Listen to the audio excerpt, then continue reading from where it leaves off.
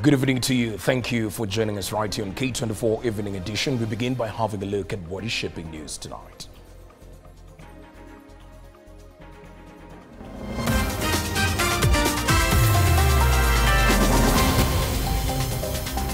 Commission for University Education investigating Northwestern Christian University and an accredited institution for issuing honorary degrees, with its latest degree award to Kapseret Member of Parliament Oscar Sudi raising questions. Police officers monitoring traffic conditions from the air using helicopters to ease travel disruptions facing many Kenyans as they travel upcountry. Plus, diabetes, which can lead to severe complications like heart disease, kidney failure and nerve damage being left untreated by many due to lack of awareness, Ministry of Health affirms. And 2024 marred with gruesome murders in the country, with the rising number of unresolved cases raising concerns among Kenyans over the ability of investigative agencies to bring perpetrators to book.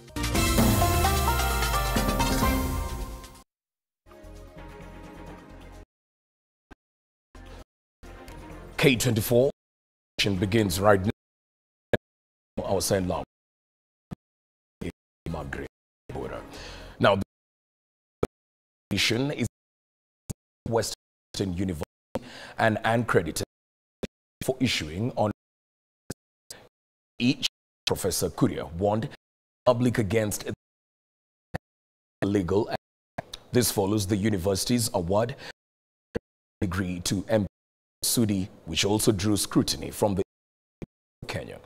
Chime reports. University Education (CUE) has launched an investigation into Northwestern Christian University, an institution it deems unaccredited in Kenya, following public outcry over the university's recent award of honorary degrees to several prominent Kenyan lawmakers. The university, which has come under fire for conferring honorary doctorates on the likes of Kapseret MP Oscar Sudi, Kimilili MP Didmas Barasa and Sirisi MP John Waluke, has raised questions about the legitimacy of its degree awarding process. Professional bodies, including the Institution of Engineers in Kenya, have expressed concern over the university's criteria for bestowing such honors. Sudi is said to have received an honorary doctorate in leadership, administration and management for his contributions to development of Northwestern Christian University with all powers and privileges, and by my authority.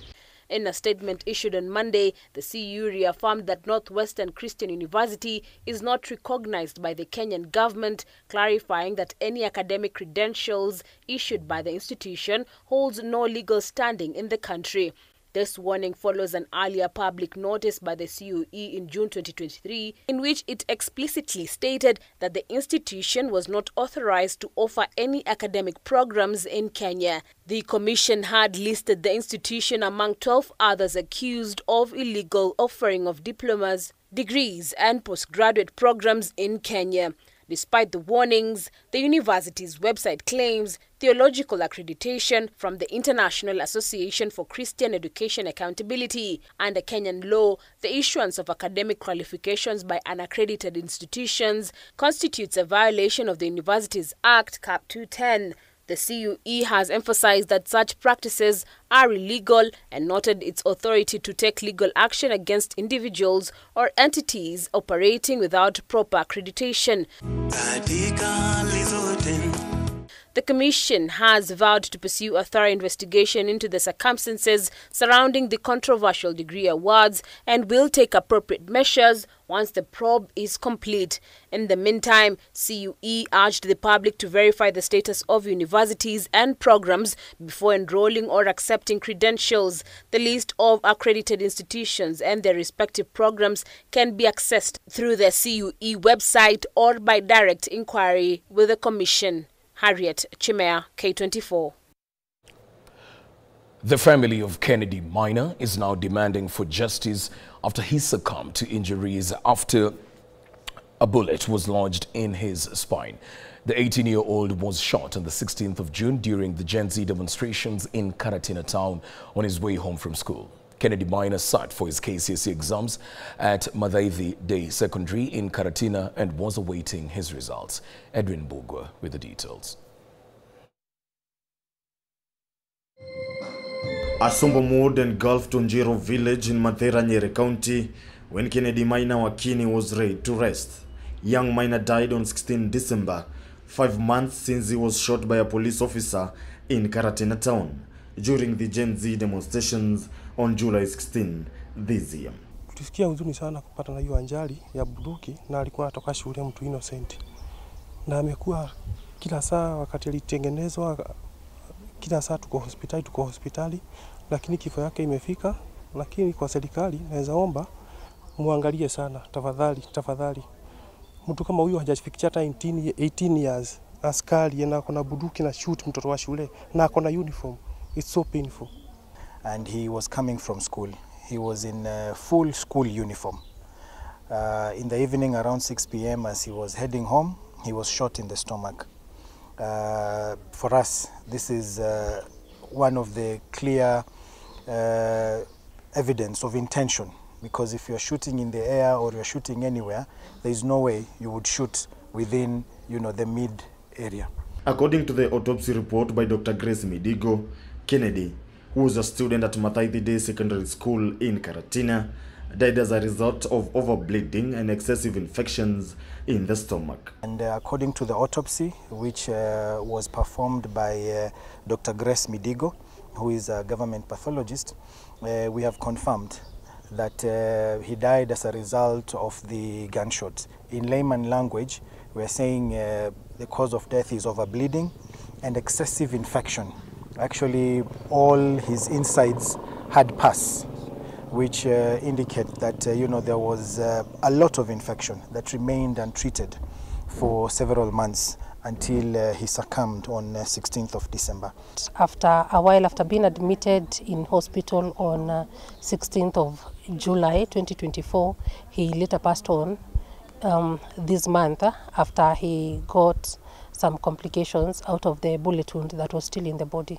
The family and human rights defenders are now demanding justice for Kennedy and other Kenyans who died or sustained injuries owing to police brutality. Despite the promises of the president, despite the promises of the government that they would do something for families, absolutely nothing has been done to support the families. Nothing has been done to bring the culprit officers to book. This is unwarranted. This is unimaginable. And we are demanding justice for Kennedy and all the other people who've been killed. So I would kindly urge that the family of Kennedy Minor is served with justice. It would be very important for them to be served with justice, because a young soul that was very innocent coming from school will just be lost like that. Minor makes it to 62, the number of Kenyans who died following the month-long Gen Z demonstrations in the country. Edwin Mbugua, K24. Elsewhere, over 260,000 Kenyans are unaware that they're suffering from diabetes, mainly due to lack of awareness. According to the Ministry of Health, further, many Kenyans are living with serious health conditions without any knowledge of them. Wahu Mungai tells us more.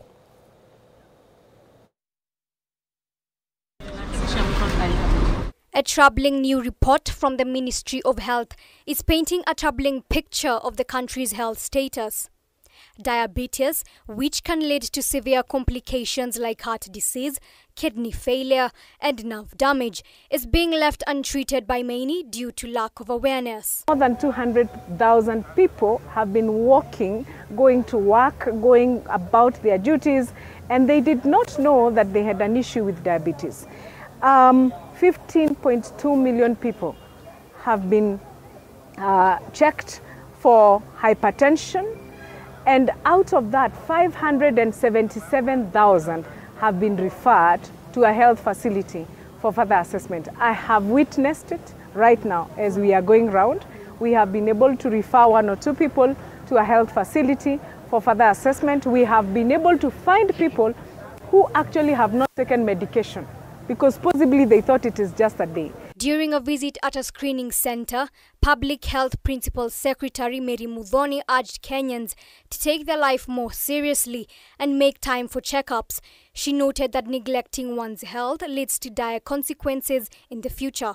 I want to thank them for also becoming the link between our referral system and especially to the Social Health Authority. They are the first point of call at level 1 before you go to level 2. And they treat you for free. So before you even go to level 2, where you need to have registered to the Social Health Authority, then you come across the community health promoter. And should they find that there are issues that needs skilled labor or a skilled officer, then they refer you in writing to level 2 facility. In Kibra, community health promoters are making the most of the festive season to conduct door-to-door health screenings. These dedicated workers, under the supervision of both the national and county governments, are offering free health assessments and encouraging Kenyans to get checked for common conditions like diabetes and hypertension. If you look at the data, the statistics that we can see, and especially on our dashboard across the country, the community health promoters are doing really well in terms of registration to the Social Health Authority, that is Taifa Care. And here in Kibera, we have seen a testament while going round that indeed the community health promoters are doing an amazing job. To support this initiative, the Ministry of Health has also pledged to clear outstanding stipends for community health promoters by the end of this month, acknowledging the critical role these workers play in reaching communities with essential health services. We have processes and procedures, and we want to also be very careful that whoever we are paying is the community health promoter working on the ground. So because of that verification and ensuring that we have the correct data, we delayed a little. However, by the close of this month, I want to assure all the CHPs in this country they will be paid up to the last coin. With the festive season in full swing, the government is urging Kenyans to take advantage of available free time to get health screenings, which can help detect potential health issues earlier on. Wahumungai, K24 TV. Now, as we gear for tomorrow's Christmas celebrations, police officers led by the Deputy Inspector General of Police in Kenya, Eliud Lagat, are taking action to monitor traffic conditions from the air. Using helicopters, they're observing the Nairobi-Naivasha-Mai Mahiu Highway. This comes as many Kenyans face travel disruptions, with business operations heavily impacted during this festive season. Innocent Ogaro with the details.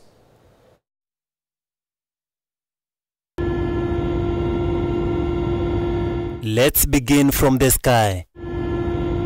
All in efforts to strengthen road safety, various police forces have been deployed along the Nairobi, Naivasha and Mai Mahiu main highways. These forces include the General Service Unit GSU and motorcycle police officers tasked with supporting traffic officers on the ground. We have deployed even special units like the General Service Units and APS to assist the traffic to enforce the rules. The biggest problem that we've seen is the general indiscipline of some drivers who don't want to follow the traffic rules. The police service continues to urge all drivers to adhere to road safety regulations in a bid to avoid frequent accidents. I want to urge all Kenyans follow the rules, follow the guidelines provided for by the traffic department, and we will be able to reach our destinations on time. It is the Christmas season, a time traditionally filled with joy, celebrations, and gratitude. However, this year, the situation is different for many Kenyans, primarily due to ongoing transport challenges that are preventing many from fully enjoying the season. In Nairobi, the transportation sector paints a complete picture of the burden many Kenyans are carrying. At the Easy Coach bus station, long queues of passengers are visible, with many waiting for hours in hopes of getting home on time. Unfortunately, their hopes are dashed due to rising fare costs, delays in travel, and the difficult economic conditions. Nilikuwa nasafiri kwenda Kisumu. Ndio hata nimepata gari lakini nimepata kishida. Nimekuja hapa kuanzia hii mwezi ikianza, ulikuwa unakuja unaambiwa gari hakuna. Ukikuja unaambiwa kuja tarehe fulani. Sasa ulikuwa unakuja hivyo. Mimi hata hii gari nimepata. Ile nilipata mtu alikuwa anaenda lakini akafanya nini? Akaniuzia hiyo tiketi. Abiria tumekuwa nao wengi zaidi, magari ndio hakuna. Watu pale tumechukua gari za town service toka nje, tukizituma zikienda Kakamega. Maana gari zetu zimekuwa chache sana. Changamoto ambazo tunapata kwa sasa ni zile tu ya kawaida, magari, upungufu wa magari na uchumi umechapa wengi. Nilibook gari date 17, nikaambiwa nifike hapa leo date 24, napanda saa 4. Sasa ikafika jana tukatumiwa message, tukaambiwa kuna some changes, tukuje tupande saa 3. Kufika hapa saa 3 hadi saizi bado mambo tu iko hivi, hatujapanda. Transport operators attribute these challenges to poor road conditions and high taxes imposed by the government.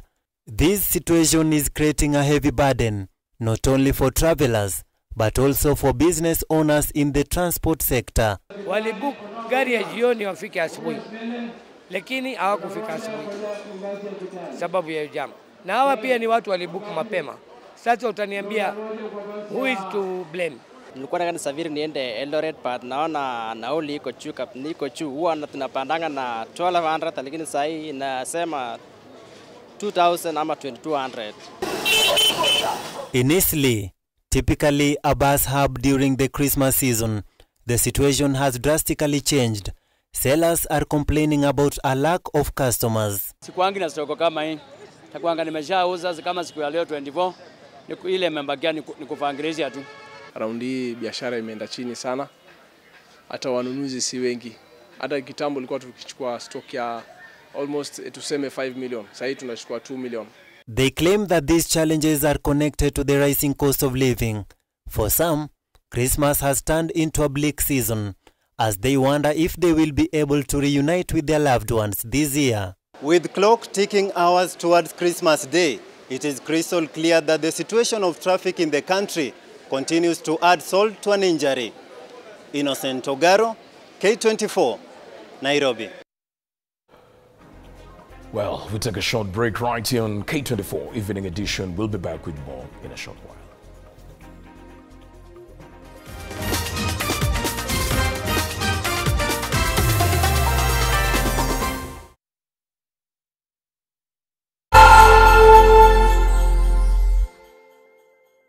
As the sun rises, so do we, as we trust it to rise and set without any worries interrupting your day. StarTime's home solar solution with solar panels, hybrid inverter,